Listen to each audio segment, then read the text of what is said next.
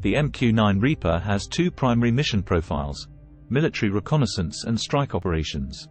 In order to perform this mission, the Reaper's sensor suite includes electro-optical and infrared cameras, providing high-resolution visual imagery, and thermal imaging, allowing the Reaper to observe and identify targets during day and night operations.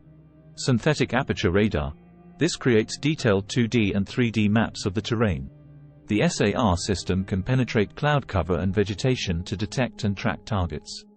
Multi-mode maritime surveillance radar. This radar is specifically designed for maritime operations. It can detect and track surface vessels over a large area. Signals intelligence equipment.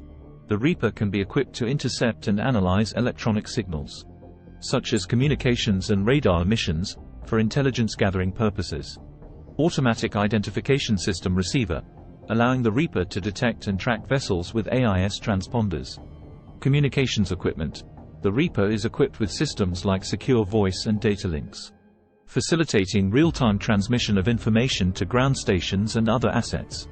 Check out our next video on the Reaper's payload capacity and ordnance types.